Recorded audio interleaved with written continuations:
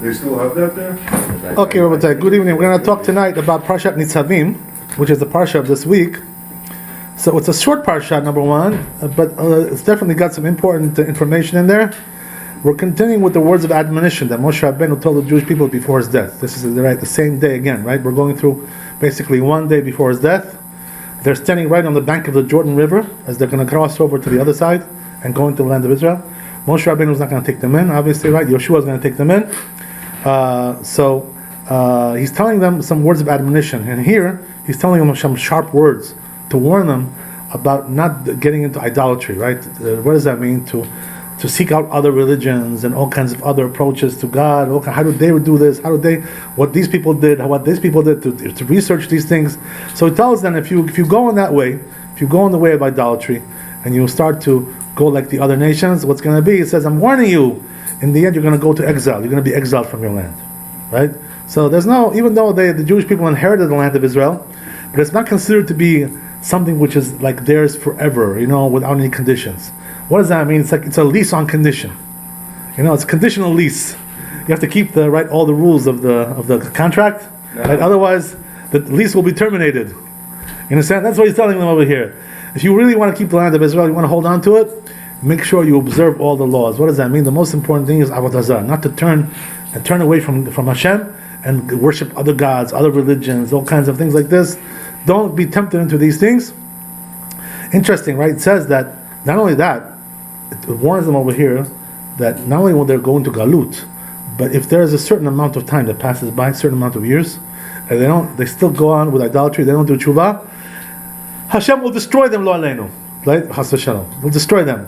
So interesting, right? The Chazal say that what happened was that there was a certain year that they were supposed to be, actually this was supposed to come true. That if they got to that year, total destruction. So what happened was that Kadosh Baruch Hu did them a favor. What's the favor they did for them? He exiled them 1 year before that year, so they shouldn't be destroyed. That's what prevented them from being destroyed. So the exile, actually, right, that they went into the first exile, the first Beit HaMikdash, was a favor that Kadosh Baruch Hu did for the Jewish people. In order they should not be responsible, they should not be liable to total destruction altogether. When you say destruction of the whole Jews? Yeah, that's the idea. We're talking about, absolute, right? If there's no Jews, there's also no world either. There's a chain reaction, right? Because since the world was only made for the Jews, so the other ones are just doing a supporting role. They're just here to help us. They're just here to do the physical part of the world. We're here to do the spiritual. Yeah, we're the ones. He gave his son the books, so they should keep the books, the rules and regulations. That's the idea. So we have to keep the rules and regulations. If we don't, so what happens is, right, that since he created the world only for the Torah, and the only one who accepted Torah was the Jews, so therefore without the Jews and the Torah, there's no world either. So people have to understand that, right? If you don't have any Jewish people, you also don't have any world either. There's not, because for them just to be here and to do their nonsense, to live their lie over here in this world, Kadosh Baruch Hu is not interested in that. He has no purpose in that. So the people should be living some kind of a lie, some kind of a false beliefs. They're false beliefs. He doesn't want that. So if there's no Jewish people, there's no world either. So Kadosh Baruch Hu did everybody a favor. What did he do? He exiled them 1 year before that day came, and therefore the Jewish people did not have to be destroyed. What does that mean? That the exile atoned for them, that they shouldn't have to be destroyed. If they would have stayed there, it would have meant destruction. Sometimes, by the way, there's a concept like this in military, schools. Graceful retreat. What does that mean? And a person has to know when he's down, he has to start to retreat. You're not winning the war. You're being like totally, decimated. So start to retreat gracefully, whatever. Also here, sometimes a person has to know when to quit. You know what I mean? Sometimes the Kadosh Baruch Hu makes a gezerah on you. You have to move to a different place. You have to go somewhere else. There's no other choice for you, right? There's no way out. If that's the case, you should know that's the best for you. You have to go. You have to move or relocate, because if it wasn't for that, right, maybe even worse. God forbid. You know what I mean? Because they say the galut, when a person is relocated, it atones for his sins. Because he has to now restart, immigration, it's a very difficult thing. Just start a new life, new rules, new laws, new language, new this, right? Everything is new. So a person has atoned for. Same thing, by the way, I'm sure, when it comes to the communist thing that was going on there. If we would have stayed there, the Jews, in the situation that we were in over there, it would have been like total total. Yeah. It's a good thing that we got out of there. When we did, even though we suffered by coming here, we had to go through the immigration and everything, but that atoned for us. That gives the atonement that we should be able to continue because of that. That's the idea. So here also, Moshe Rabbeinu tells them, I'm warning you, don't get involved with idolatry. Don't get involved with other religions. Once you do that, you should know, right? Your time is limited, right? You're on borrowed time over here in the land of Israel. Because the land of Israel doesn't tolerate sins like this. Idolatry, promiscuity, things like this. Once the people start to get deeply involved in that, the land of Israel spits them out. It's like they get ejected from the place. It's like when you were flying a plane, right, and you get hit with a missile, so you get ejected. Like it ejects you. Same thing over here. Once in Eretz Israel, once it reaches a certain threshold and sins, automatic eject. What happens? Eretz Israel is not a land that tolerates, big sin, and this kind of thing. You have to stay clean over there. Otherwise, out. Right? That's the idea. So, Moshe Rabbeinu was warning them about this, to be very, very careful. But besides that, right, he also gives them some interesting musar, some admonition, some words of some moral words, and some good words of rebuke. So I'll explain to you what it says over here, right? To read the text over here. Ki ha-mitzvah hazot asher anochi mitzavecha hayom lo niflekti mimecha. So he tells the Jews like this, right? He says, you should know the mitzvot that I'm commanding you this day. It's not something which is wondrous for you. What does that mean? The Jew should never think, the Jewish religion is too hard. How can I ever really accomplish all the Jewish religion wants from me? So Kadosh Baruch Hu says it's not something which is far away from you. You're able to do it. Believe me when I tell you. Just a matter of when there's the will, there's the way. If you have the will to do it, you can do it. Even though it seems like it's a big mountain, it seems like it's Mount Everest. To climb up. They say, right? The Chazal say an allegory about that. They say there's a fool and there's a wise person, right? When a fool, they're both standing together, the wise person and the fool, standing in front of Mount Everest. So one says, this is too high, I'll never get up there, and I'm not even going to try. I'm going home, packing, I'm going back to my SUV and we're driving home. Forget about this, I have no chance, right? I'm not going to climb up this mountain. The wise guy, what does he do? He says, today I'll climb up, 10 feet, then tomorrow I'll do another 20 feet, then I'll do 100 feet, little by little. I'll go up little by little. I'll have my strategy. I know how to do it. So in the end, he gets up there. That's the idea, So the same thing when it comes to spiritual matters. That a person has to be like that, Don't think, it's such a big mountain, Mount Everest, the Torah. How am I ever going to study the Torah? How am I ever going to conquer the Torah like that? So it tells you, do little by little, every day, do something else, that extra, a little bit more. Add one more mitzvah, one more little particular, one more halacha, each day. One more something, a little bit more, little by little, all of a sudden, 10 years later, you realize, wow, I came so far. Why is that? Because you're not one of these people who gives up and says, I can't do that, it's too high. So what? It's too high, so every day, do a little bit. That's the way to do it. Smart. That's the wise person. The foolish person, what does he do? He packs up and goes home. That's it. Gives up. That's it, right? That's the idea. So a person has to know, right, that the Torah is not very far from you. It's something you can actually do. If it wasn't that you could do it, HaKadosh Baruch Hu wouldn't give you a Torah like that. They say, right, there's a rule regarding that. Chazal say that HaKadosh Baruch Hu never tests somebody with something that he can't pass. He's not a cruel God. He's not going to test you with something he knows you're going to fail. That's the idea. So if he's testing you with something, that means that he knows that you can pass that test. He's not coming here to trip you up. He's coming here to make you succeed. He wants you to succeed.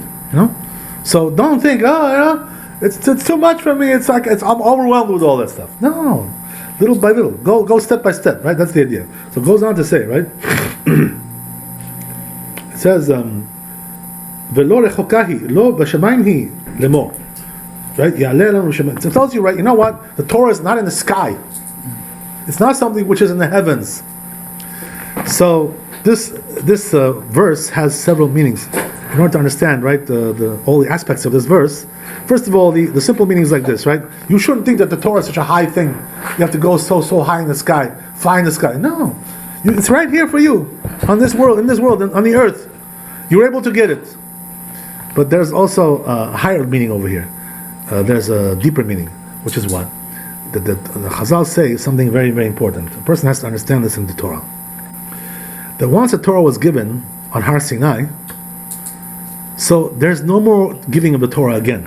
There's no seconds, second dippings, no such a thing like that. Once it was given, that's it. No more. There's no more chance now to receive the Torah again. But it's logical. Right, but this has many ramifications. I'll explain to you what I mean. That what that means is that if a person doesn't know some Torah, he forgot something from the Torah, he can't ask God now, oh, can you please tell me, some prophet, even if he's a prophet, by the way. Let's say he's a prophet. And he asks God, oh, we forgot this halakha. Can you remind us what you told Moshe Rabbeinu on Har Sinai? So, you know what Hashem will tell you, right? This verse will tell you. Lo b'shamayim, it's not in the heavens anymore. What does that mean? I already gave the Torah to the world, to the earth. Now you have it. It's in your hands. You're right. Go find. You know what I mean? Go find what you need. That's it. That's the idea. That's the idea. So Kadosh Baruch Hu tells you, listen. There's no more. There's no second servings. You got one serving. That's all you're gonna get. Now it's in your hands. You can take care of it. There's several stories brought down. Allegories about this in the Midrashim also. They say, right, that when the Torah was given, so the angels were jealous of the people over here. Why is that? Because they said, these lowlifes, these lowly people, with their physical bodies, they go and they eat and drink and all the physical, and they excrete, excuse my expression. They should have the Torah. Such lowly beings like this, is it for them? These people who are sinners, they sin every day, all kinds of things. That's for them, the Torah. So they were jealous that the Torah was given to the world, to the humanity. So because of that, they try to prevent it. They try to convince HaKadosh Baruch Hu not to give us the Torah. They said, the Torah is not really fitting for the human beings, flesh and blood. It's fitting for more spiritual like us, the angels. Because the angels, they have a higher form of Torah. They have the Kabbalah, secrets. They have higher levels of Torah, which today we don't have that yet. We will have someday, when Mashiach comes. But nevertheless, they try to prevent. So what happened was, right, that once the Torah was given, they say, there's an allegory like this, right? Say that the Satan came to the world, and he was looking for the Torah. Why? Because before the Torah was in Shemayim. Now it's on the earth. It was given to the earth. What does that mean? It's not in Shemayim anymore, the Torah. So they came and started to look for it. They said, where is it? Okay, you gave the Torah to the Jewish people. Where is it now? Where is it located? So Satan came to some people, and he asked them. He said, can you tell me, where's the Torah? Where are you hiding the Torah? Where is it? So they all told him one thing. They said, it's by Moshe Rabbeinu. Go and ask him. He has the Torah. So Satan came to Moshe Rabbeinu, and he found the Torah by him. Right. So what does this mean? That now the Torah is in our hands, not in the hands of the angels anymore. And one of the amazing things, by the way, you find is that now they're learning from us the Torah. We're not learning from them. What does that mean? The angels even, they're learning our Torah that we do over here. What does that mean? Let's say there's a question, halakha comes up, right? So the rabbis have to decide what's halakha. So what happens is that they don't decide up there. We decide over here. So they come and they try to overhear what we decided over here. What's halakha? Because they don't know what's halakha. It's not up to them to fix the halakha. Now it's up to us. You know what I mean? So what does that mean? Lo b'shamayim here. This is exactly what the verse is telling you. The Torah is not in Shamayim anymore. It's here. Who decides the halakha? The chachamim, the rabbis decide the halakha. It's in their hands now. The Torah. They're the ones.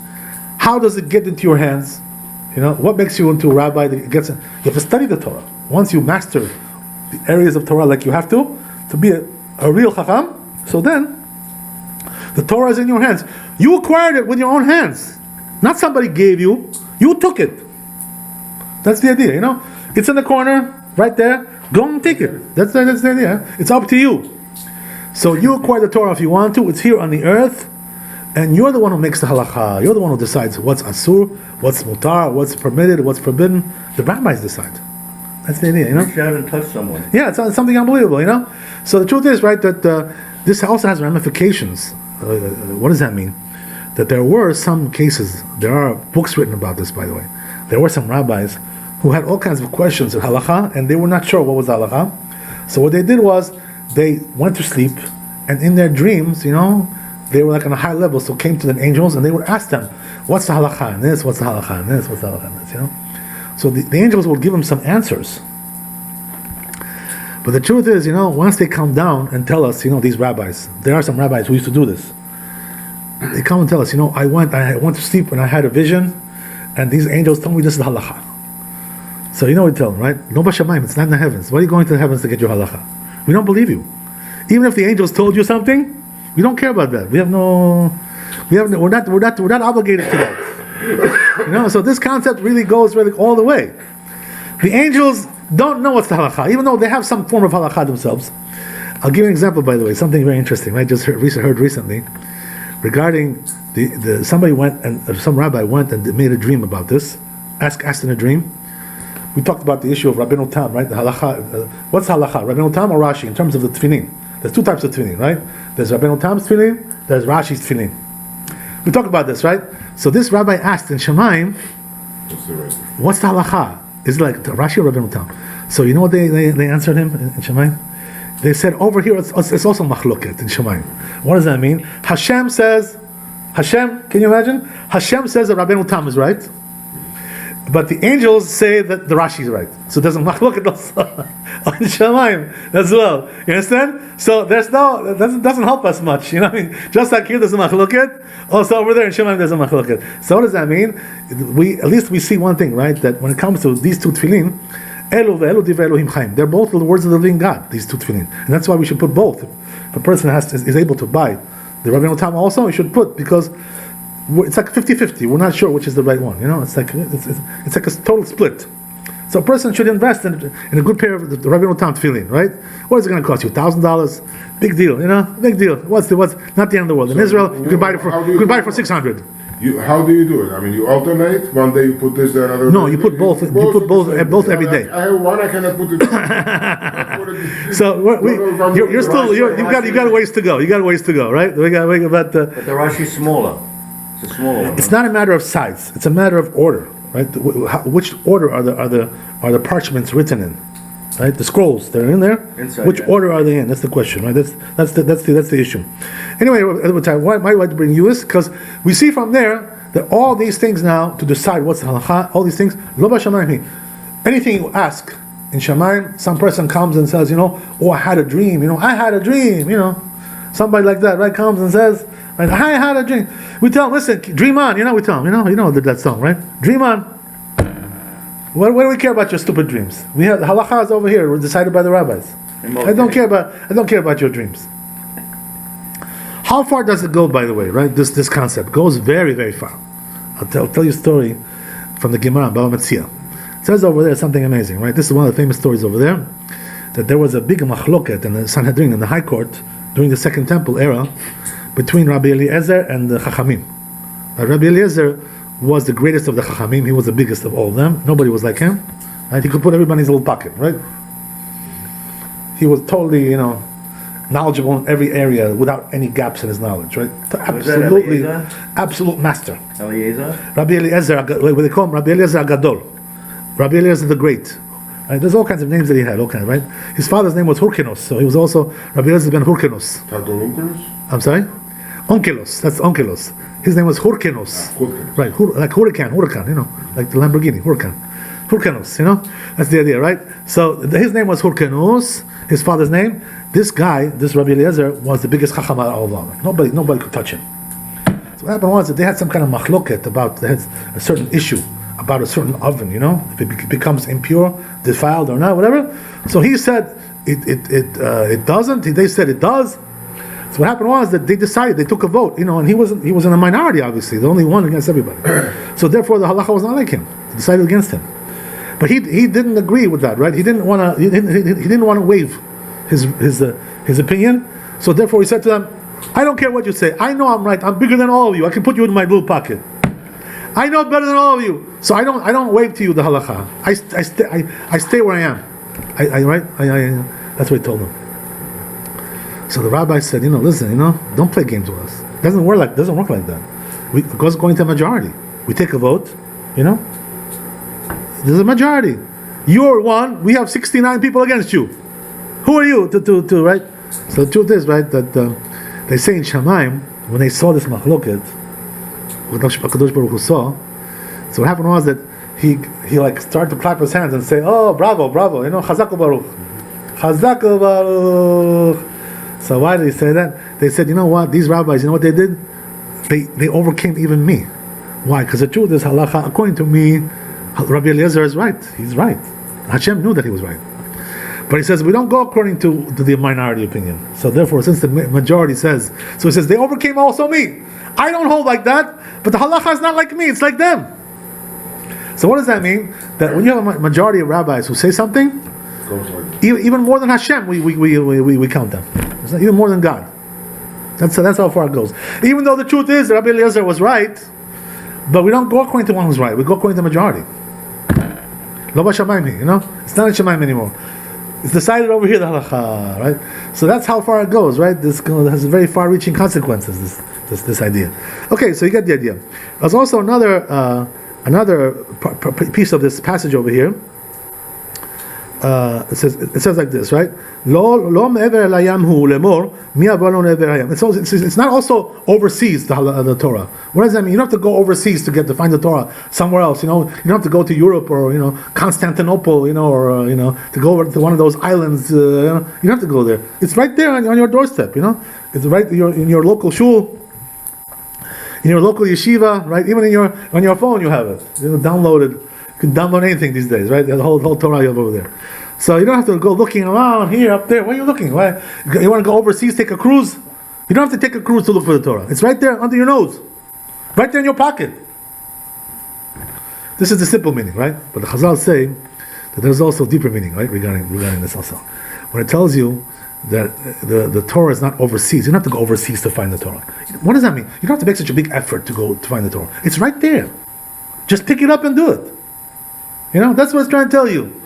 So, come the Chazal, right? They say that there's also a deeper meaning over here. The deeper meaning is that it's not lo be'ever hayam, that a person who takes a lot of trips, overseas, cruises and flights and all kinds of things, the Torah is not found with people like that.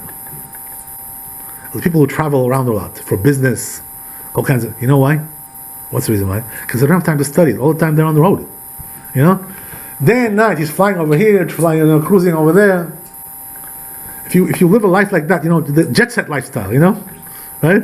We talked about the Lexus lifestyle. Now jet lifestyle, jet set, right? You're a jet setter, frequent flyer guy, always flying over here, flying to the islands. These are the Virgin Islands, this island and that over there, Kunzulevi, this, blah blah blah. The whole world he has to cover. He can't leave out any part of the world they didn't see. Vacations and this and that, all kinds of cruises. You can acquire Torah like that? Who really acquires the Torah? The one who sits in his house, sits in the yeshiva, kokams, tak, one after the other. That's the one who the Torah is found with. So what does that mean? That if a person really wants to acquire the Torah, you should limit your travels to whatever you need only, just to make a living or whatever it is, but not to be like a jet setter, jet set lifestyle. It's not conducive to acquiring Torah, this kind of lifestyle. The person has to live simple, as we talked about, right, the last time. We talked about that. You have to live a simple life. You have to be a simple Jew, right? Just go about your business. Person, he should have not too many stops in his daily schedule. He gets up, goes to shul, goes to work, right? Comes back, goes to the yeshiva, learns some Torah, goes to shul at night to daven arvit. How many? So really, if you live a simple life like that, you can acquire more Torah. If a person starts to get complicated, we're going over here, we're going now to here, we're going to the Everglades now. We're going now to the Catskills and this. All the time the guy's traveling. Yeah, right, exactly. All kinds of stuff like that, right? There's no end to these things. You go all over the world, here, there, and it's not conducive to Torah. A person wants to acquire the Torah. And by the way, this also applies to rabbis as well. What does that mean? That a rabbi who travels around too much, jet setter rabbi, that rabbi is not going to have Torah. Guarantee you, right? Even if he has some Torah, he's going to lose it too. He's going to forget his Torah. So what does that mean? That a rabbi has to, not get sucked into this, luxury lifestyle. A rabbi has to live simple, Be a simple man. Do your job. Don't go too crazy, for all these things. Oh yeah, I'm flying over here. They invited me, I'm a rabbi, They invited me here. Who cares invited you? What? You have to go every place they invite you? What? You have to eat over there in that place over there if you don't eat a dinner over there. Now, what will happen? The truth is, if he's going there to spread Torah, that's something else, right? To give lectures, that's good. That we're happy if he does that. But he's going there to live it up, luxury, this and that. Eating and drinking and, this and that. And, schmoozing with people, politicians, congressmen, this and that. There are rabbis who like to do that, All they spend half their time talking with congressmen and senators, and this and that. That's what? Who's going to give you the Torah? They're going to give you Torah. These senators. You're going to learn Torah from them. What are they going to do for you? These people. But he's politically connected. This rabbi, connected. Who cares? Be connected to Torah. Be connected to God. What do I care that you're politically connected? What does it do for me? What does it help me? A rabbi has to have common sense. He has to know what's what, who's who. Where's where. The person has to know these things, right? That's the idea. So that's exactly what the Chazal telling us over here, right? If you really want to acquire the Torah, stop being a jet setter, this cruise, when he's going on cruises all the time. This cruise, that cruise, this and that. Okay, what is this? Partying rabbi. Yeah, right, partying rabbi, exactly. Or even any Jew, right? It doesn't matter, right? A rabbi is the worst of the situation, but it could be anybody. Also, another thing we find, right? So what does it say, right, regarding this whole discussion we said? The final verse says like this. The truth is that the Torah is very close to you. What does that mean? You shouldn't think that it's far away, as we said. You don't have to go overseas or in the skies, looking up in the heavens. It's right there under your nose. So what does that mean? If you really want to acquire the Torah, it's right there. Yeah. All you have to do, it's also, he says, it's close to your heart as well. What does that mean? The Jewish people, by the way, we're not like all the other nations. You know what the difference is? That we're circumcised, right? So circumcised, there's two types of circumcised, right? There's circumcised in the flesh, on your, on your pee-pee, right? There's also circumcised in your heart as well. What does that mean? That's like a figurative, spiritual. When a person becomes circumcised in his flesh, the whole point is that he should also be circumcised in his heart. What does that mean to be circumcised in your heart? What's the idea? The idea is that you're able to acquire Torah. Those concepts are not foreign to you. They don't make you like cringe, If the Torah makes you cringe, when you hear something, that means you're not in spiritual in good shape. Something is wrong, right? You better start shaping up, right? That's what I mean. So what does that mean? That a Jew, because we have this advantage. What is the advantage that we have? Number one is we had holy forefathers, right? Abraham, Yitzchak, and Yaakov. They inculcated in us holy qualities. So every Jew has the potential, to go very, very high. There's no such thing as a Jew, he's like a spiritual midget. No such a thing. Every Jew is a spiritual giant. You know what I mean? The potential is endless. So, what does that mean? That our preparation, in terms of our ancestry, we have all the potential there. It's all there. We have the right stuff, as they say, to go very spiritually very high. The Goy doesn't have that. He has to first convert. He's got to go through a whole process there. To get high like that. He has to do all kinds of things. But the Jew doesn't need anything. He's locked and loaded. As they say, right? Bach. He doesn't need much tikkun, doesn't much rectification. We can go right straight into it, because our heart is prepared for that. Why? Because we have the holy forefathers, and also we have brit milah. We're circumcised, so this prepares us to get close to God. Right? As they say, the famous saying of Chazal. They say that what's the difference between, there was also non-Jewish prophets, right? Like Bilam. What's the difference between the Jewish prophets and non-Jewish prophets? When the God talks to a non-Jewish prophet, he falls on the ground. He can't stand up. He can't sit up. Why? Because the power of the Shekhinah, the divine presence, makes him like fall. He can't. So he's like, that's the idea. So he has to lie down like this, and receive the prophecy like that. But he's conscious or unconscious also? It's like a semi-consciousness, it's like a semi. Subconscious. Yeah, sometimes it's also in sleep. That happens also, right? There's all kinds of levels. But whatever is that, but the Jewish prophet can tolerate the Shekhinah. Why? Because he's circumcised. So therefore he can tolerate. He doesn't have to lie down. He doesn't have to be on the ground like this. Like this, like a dead fish on the ground. Doesn't have to be like that. So a Jew can acquire the prophecy standing up because he has the circumcision. So because of that, right, you see that the Jews are physically and spiritually prepared to receive the Torah. It's close to us. It's not far away. You understand? It's not far away from us. So therefore, a person only has to do, open it up and start, right? That's it, right? No. There's no prerequisites over here for the Jew. Open it up. That's it. That's the idea. Also, another thing, interesting thing we see in the Parsha is that it tells you over here that there's going to be, the Gaon of Vilna, by the way, says, I want to explain to you a little bit regarding this. He says that we have, altogether in the Torah, we have about 60 Parshiot. Right? About 60 of them. 60. How many weeks are in the year? 52, right? Sometimes we do double Parsha because we have too much. You understand? So, says the Gaon of Vilna that each of these Parshiot in the Torah represents 100 years of history in the world. Why? Because we know the history is going to be 6,000 years, right? Not like what that email that you sent, right? Like millions or whatever. It's 6,000 years altogether. So each parsha represents 100 years of history. So what does that mean? That these parshiot that we're reading now, right before the holidays, these are like the last few hundred years of history. You know what I mean? So if you look inside there, you can see some symbol of the history that we're talking about. So over here, right, we see that what? That in this parsha, it's talking about a period that when the Jews are going to do tshuva eventually, and towards the end of days, the Jews will do tshuva. They start to repent, you know? Hashem will start to make them, to break their hardened heart, right? Uncircumcised heart. He'll start to break them a little bit. So more and more people are going to start doing tshuva. We see this, by the way, in Israel. You know, there's so many Baal tshuva over there.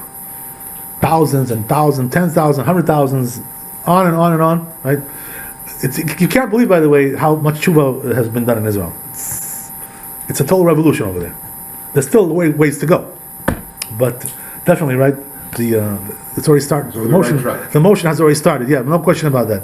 But it says, right, that Kadosh Baruch Hu will bring them. You know, they'll come to do tshuva. He'll break their hardened hearts, and he'll start to return them to Eretz Israel. That's what it talks about over here. Little by little, the Jews will start to trickle in to Eretz Israel.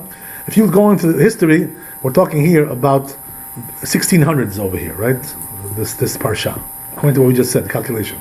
So therefore, right, the truth is that it's exactly when people start to come back to Eretz Israel. If you look in the history, around the 1500s or so, the Jewish community start to come back over here to Eretz Israel, over there, right? Over here, yeah. Over here, my dream, right? So I'm still dreaming, right? So they used to come back, start to come back, and little by little, the Jews are coming more and more into Eretz Israel. This is what we're talking about over here. Kadosh Baruch Hu, little by little, will start bringing them back to Eretz Israel and breaking them, you know, to do tshuva. You know what tshuva is about that? Should really do tshuva? That's the idea. So one of the amazing things it says about this phenomenon of coming back to Eretz Israel is that the Jews are going to come back to Eretz Israel. You know, the original people who came, right? And they're going to see a land which is totally desolate, you know, like totally destroyed, decimated. Nothing grows over there. It's totally desert, you know, like not fertile, Used up. totally arid, right? Totally, right? Infertile land. Nothing grows over there. It's like a total wilderness. That's exactly, by the way, what it was. When the Jews came back to Eretz Israel, it was absolutely destroyed. Sure. You know, decimated the whole land, right? Irrigation. Who started to build the Jews, right? The Jews built the land of Israel. Now today it's a paradise, you know, more or less, you know? We still have a ways to go, right? Milk and honey, exactly. It's paradise in many ways, many different ways. Also, one of the most beautiful lands you'll ever see, by the way. If you go to certain areas in Israel, every area has its beauty. You know, you've been there. You know what I'm talking about. Hey, if they want their land back, I got some sand in the back of my trunk. You keep it in the trunk, huh? Okay, I guess you're ready. You're ready. So that's the idea. So that's what it says, right? The Jews will come back and they're going to see the people how the land is decimated. You know, so they're going to say one thing.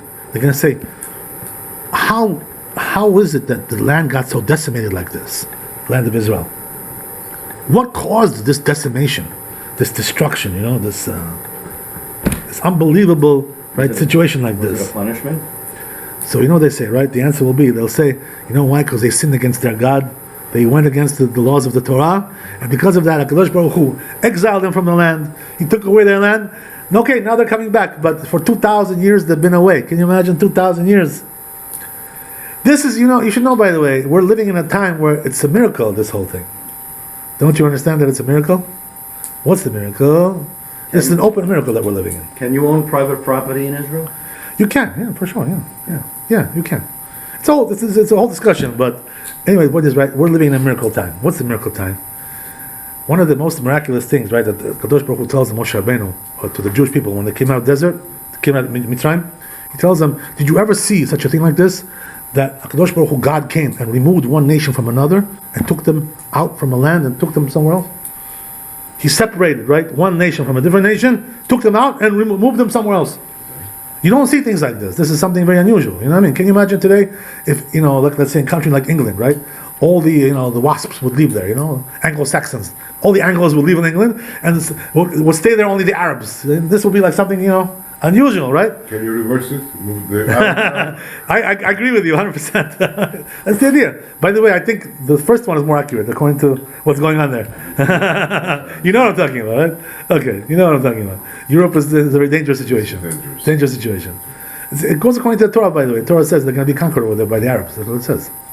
Okay, so anyway, the point is, right, that getting back to what we said, so the Jews are going to realize that the decimation of Eretz Israel was because of the sins of the land. So they're going to do tshuva, come back to do to Hashem, come back to the ways of Hashem, come back to the laws of Hashem. That's the idea, right? So little by little, HaKadosh Baruch Hu will break their uncircumcised heart, to take away that foreskin on the heart, which rests there, which makes the Jew, very callous, doesn't, like a blockhead, doesn't want to,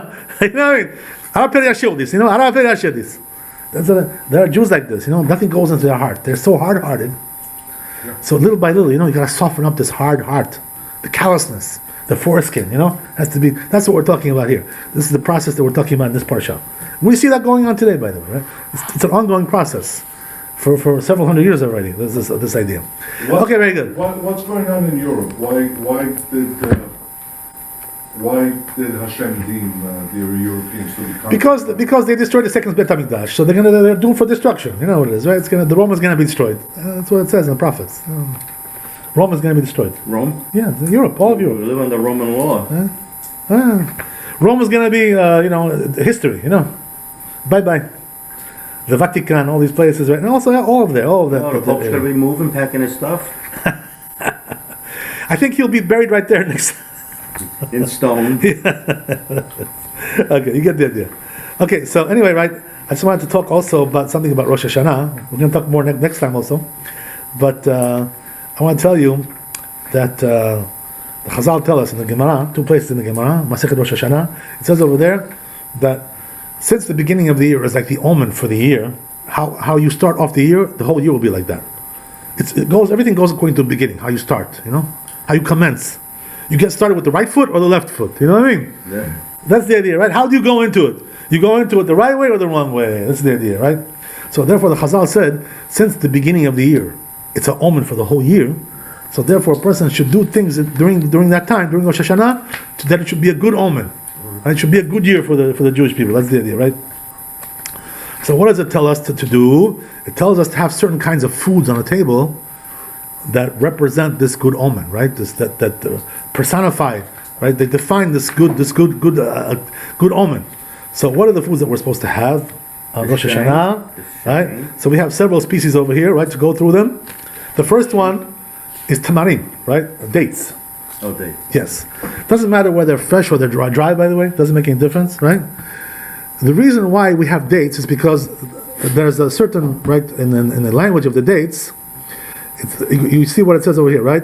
Sheitamu oyevenu v'sonenu. That tamar, dates in Hebrew, tamar. So there's a play on words over there, sheitamu, that our enemies should be destroyed.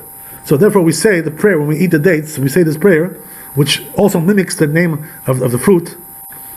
And that's the reason why we use that fruit on Rosh Hashanah, tamarim, because it's a good omen for us. What does that mean? It's a good omen that our enemies should be destroyed. Hezbollah, Hamas, all these people, right? Gadol London. That's the idea, right? So therefore, tamarim is one of them. Number one. All right, that's the first one you should eat. By the way, the best way to do is like this: when he comes home after Rosh Hashanah, he goes to shul, right? What happens is he comes home, he makes kiddush, special kiddush for Rosh Hashanah. You should have a siddur for Rosh Hashanah, machzor, right? Otherwise, don't use a regular one because it's a different one. It's a different kiddush. So first you make kiddush, then you wash your hands. Make hamotzi, right? Make hamotzi, eat some bread, kazait of bread, 1 olive size of bread, half an egg. So then what you do is start to do now the simanim, these foods that we talked about, right? This is the time now to eat these foods. And also there's a blessing we make on them, and also there's a prayer we say on each one. So just to go over it, right, with you, that it should be a good omen. You should try to get these foods, by the way, for Rosh Hashanah, if you can, right? Start shopping now, because if you wait till the last minute, it'll be out in the stores. It'll be gone.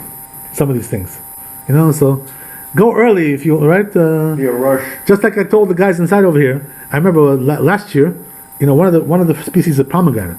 So I went like a few hours before Rosh Hashana, and I tried to find pomegranate. I went to all the Bukharian stores. Everybody's out. Not one pomegranate left. Can you imagine? All the Bukharians over here. Nothing left. So in the end, I went to the Goyim over here. I had to go like 5 stores, 6 stores, to find a pomegranate. It was sold out. Can you imagine? On 108, nobody had it. That's because they wanted to give to the Jews. Yeah, they sold out, 100%. Not one left. You know what I mean? Not give, they sell. Believe me, they don't give away. They sell it. They want to buy from the It's Jews. business, yeah. So that's the idea. Right? So where did I go? I went to Food Town. In Food Town, I found Goy, right? That's the idea. What? No problem. But I had to like 40 minutes. I had to look for a pomegranate. Can you imagine? Fruit, right? This is not something normal. So that's why the best thing to do is to go early. In order to avoid this problem. In Israel, Last minute rush. In Israel, they grow everywhere. Yes. In Israel, the situation is different. Anyway, the point is, right, that the first one is tamar. What's the reason why we eat the tamar first? Because it's one of the 7 species that the Eretz Israel is praised for. There are 7 species of fruits that Eretz Israel is praised for them. Tamar is one of them. And since it's the first one in the verse, and from these foods, so therefore we do on the tamar first. First we do the dates. So what do? We pick up the tamar, right? We pick up a date, and we say, Baruch Atah Hashem Elokeinu Melech HaOlam Borei Pri Ha'etz, right? And then we taste a little bit, because once you make the blessing, you have to taste it right away. You cannot do some other things in between, right? Say, hi, how are you? Come in, Yeah, come in, welcome. No, you cannot do that, right? Once you make the bracha, you got to taste it right away. So, once you taste a little bit, then there's also prayer we say. Right? What's the prayer? What does that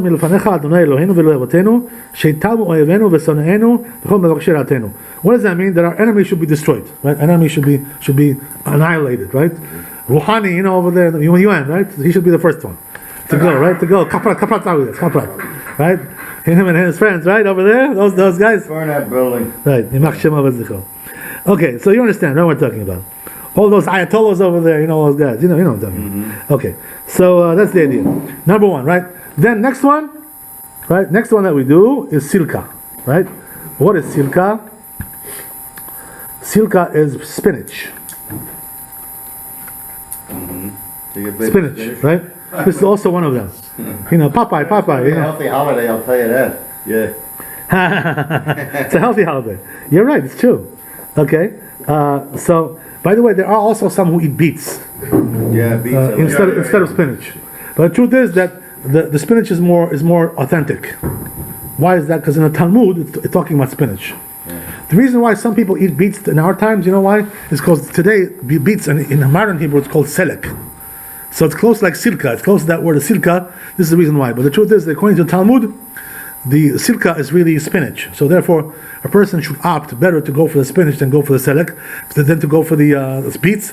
But if he doesn't have spinach, he can also do the beets as well. Why? Because it's called today selek. So it fits into the context, right? As we said. So on that, he doesn't make a blessing, but he says a prayer, right? What does he do? He eats. Why doesn't he make a blessing? Because this is something which goes with the meal. Salads. People eat salads during the meal, right? So he doesn't have to make a special blessing for that. So what does he do? He says, before he eats it, right? He goes,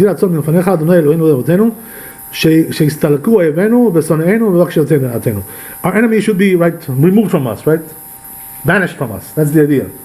The play on the word selek, right, is to banish, to remove. That's the idea. This is the reason why we eat this. So all these things are like a good omen for the whole year. All these foods, right?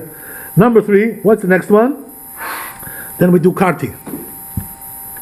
What is karti? Karti is leeks. You know what's leeks? Soup. Right? We're talking about the green onions, but the thick ones. Those thick ones. The ones that are like this thick. We're talking about, not the skinny ones, right? That's the idea. So those leeks, you can have them cooked or not cooked, whatever it is, whichever way you like. They're not so bitter like the thin, skinny ones. So you can even eat them raw. You put them in salad. You can put them if you want to. There's no problem with that. But nevertheless, whatever it is, over there also, right? What's the prayer that we say? We don't say make any blessing over there on vegetables because it's a salad. The enemy should be cut off. It's also play on the words of karti, right? Cutting off. Cut off our enemies. This is what we say. And once you say the prayer, then you taste it. That's the idea. That's number 3, right? Next one is lubia. What's lubia? Black-eyed peas. You know what I'm talking about? It's like beans that are white and have like black spots, black dots.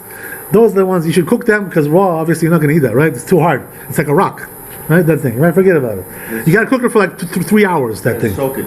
Yeah, you got to cook it really good. Otherwise, it's like hard. Like you know? lentils. Yeah, I guess so. I think it requires even more cooking than lentils. I'm not mistaken. So the point is, right, that here also we're going to say, I'll play on the words over here. There's a prayer that we say before we eat that. Right? Our merit should be increased. Right? Rubia. Rubia, it means to increase. In this is the connotation of the language. Rav, right? Rav means a lot, many. So when we eat the rubia, before we eat it, we say this yiratzon. That's the idea, right? Next one is rimon. Right? What is that? Pomegranate, right? As we said. Gotta get a pomegranate. So what do we say regarding that? What's the prayer that we say before we eat the pomegranate? We should be full of mitzvot like a pomegranate. What does that mean? Inside there's a lot of seeds, right, in there. Right? So since there's many of them, they say, by the way, usually there's over 600 of them over there. Like the mitzvot, 613, pomegranates. So that's why, right, the symbol of the mitzvot is the pomegranate. Because there's 600 seeds over there, 613. That's the idea, right? So because of that, we say that we should be full of mitzvot like a rimon. Also, the Chazal say, by the way, right, some interesting statement about that. They say that even the ignorant Jews, right, in all the times that our Jews are ignorant, they don't know much Torah, they don't have much, they're not educated so much. But nevertheless, right, even the ones that don't know much, meleim b'mitzvot karimon. What does that mean? They're full of mitzvot like a pomegranate. The Jews always are doing mitzvot, no matter if they're very learned or not. So the Jews, all of them, the ones who at least believe in God, they do mitzvot all the time, whether they're religious or not religious. So therefore, right, this is a symbol of the Jewish people, the pomegranate, right, which is full of mitzvot like the Jewish people. That's the idea. That's what we say this prayer. Then we go on, right? We say, do now this. If you want to get this, you got to go early to the store, right? Rosh Keves. What is that? The head of a lamb, right? It's a special mitzvah to have a head, right? What's the reason why we have a head, and what's the reason why we do a lamb? What's the reason why we do this combination? So you'll see from the prayer, right? What's the prayer that a person must say before he eats this? First they say, right, that we should be the head and not the tail. What does that mean? We should be in front and not in the back. Leaders, right? Being in control of our destiny, having a good destiny, being able to control our lives, to make the right decisions in life, to go in the right direction, and not be led around by somebody else, to be like dragged around by somebody, like a tail, dragged here, dragged there. We should be the masters of our destiny. What does that mean? We should decide to do more mitzvot and to have more Torah and all kinds of things like this, right? More zechuyot. So this is the reason why we say we should be the head and not the tail. And this is the reason why a person should have a head of something on Rosh Hashana, right? The best thing is the lamb. You know why? Because there's also a prayer that we say, that Kadosh Baruch Hu should remember the binding of Yitzchak, which was done, right? There was a lamb involved over there. When Yitzchak was not brought up, then the lamb was brought up in his stead to be sacrificed. That's the idea, right? So when you bring a lamb, it reminds the Kadosh Baruch Hu of the zechut, of the merit of the binding of Yitzchak, which is considered to be a very big merit for the Jewish people, right? This is one of the merits that we live on, the Jewish people. This is considered to be something everlasting merit. That Abraham Avinu was willing to kill his son, and Yitzchak was willing to be killed. They both were willing to give up their lives like that, with no qualms. So this lasts forever, this zechut, this merit for the Jewish people. And this is the reason why we want to remind HaKadosh Baruch Hu. We're trying to remind you, right? This is one of the purposes of Rosh Hashana, is to remind HaKadosh Baruch Hu regarding this zechut, the merit of the binding of Yitzchak. Considered to be a very great merit. What does that mean? The Jewish people had endless faith in HaKadosh Baruch Hu. They're even willing to do things which are against logic. Killing your son. This is not something logical. You know what I mean? Who's going to be able to do that, right? Only the Jewish people have this quality of being able to, to go that far in such full belief, full emunah in HaKadosh Baruch Hu, 100%. This is what separates the Jews from all the other people. You know what I mean? The other people say, that's too hard for us, we can't do that, that's too difficult, give me a religion which is easy, Don't give me one of those hard religions. I want the easy one. Easygoing lifestyle, nice and easy. Take it easy, man. That's it, right? That's the idea.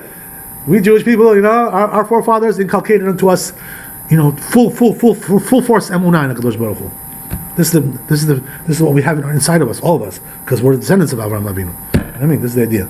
So this is what we're trying to remind HaKadosh Baruch Hu. To remember that we should have a good judgment because of that. That's the idea, right? Next one, right? Tapuach b'dvash. So then we do, right, the apple and honey, right? We dip the apple into the honey, and what do we say before we eat that? That we should have a sweet new year, right? Just like the apple is sweet and the honey is sweet. So we should have a sweet new year. That's the idea, right? According to Ben Ish Chai, by the way, I mentioned this inside. You should have sugar, not honey, because he says honey is din, judgment. But the truth is, the custom is not like that in most places. Most places do honey, and we're not concerned so much about the fact that the honey, according to Kabbalah, connotes judgment. We're not on that level, we're still far from that, right? To be concerned about things like this, whatever. So therefore, right, the person is able to have honey in apple and honey. So the truth is, right, as I mentioned, that this one is not really mentioned in the Talmud, the apple. But the Ashkenazim had this minhag always. By the way, many of the Ashkenazim, you should know, this is the only thing they eat on Rosh Hashanah. Not all these Simanim. They don't do all these things. Many of the Ashkenazim, they just do the apple and honey. That's it. What's the reason why the Ashkenazim, some of them, they only do this one? You know why? Because over there in Europe, they didn't have these things over there. It wasn't so available. People were very poor. In those days, there was poverty, and there was supply was very poor. So they couldn't get all these exotic, foods, dates, in Europe. You find dates in Europe. Today you find everything. But I'm talking about those days, 500 years ago, people were starving to death over there. What I'm talking about, there was hunger and famine going on in Europe. So you were lucky to get something to eat, Forget about that stuff. You're lucky to get a potato. You know what the history, right? That in Ireland, they say in Ireland, there was a famine one time, and they had nothing to eat. So they grew potatoes, and because of potatoes they lived. Otherwise they would have all died. The potato famine, they call that, right? In Ireland, you know that, right? That's how Europe was in those days. Europe was a famished land. It wasn't such a wealthy land. Finish your meal, otherwise you have to send it to Europe. You understand? So this is the reason why they didn't do all these fancy things. But a person who has all these things, today, Baruch Hashem, we have everything. Wherever you go in the world, gulo dasulo, everything is available. Nothing is hidden from us, right? It's all there. Supply and demand, supply economy, everything is nice, abundant. Well, so why shouldn't a person get all these things? Why all these foods? Why should you just buy apple and honey? That's not the real thing. That's just an excuse. Whatever. That's the idea, right? But the point is, right, that there's also some significance to all these foods, as we said. They're also kabbalistically, there are all kinds of significances. So a person, by doing this, he starts off with the right foot, in Rosh Hashanah, the right. And when you start with the right foot, they say, by the way, you should also experience bears out. When you begin something the right way, it all goes good all forever. When it starts off shabby, I hate to say this, but it also applies to marriage as well. If the marriage starts off bad, it's never going to be good. You should know. Same thing. If it starts off nice, it'll be good all life.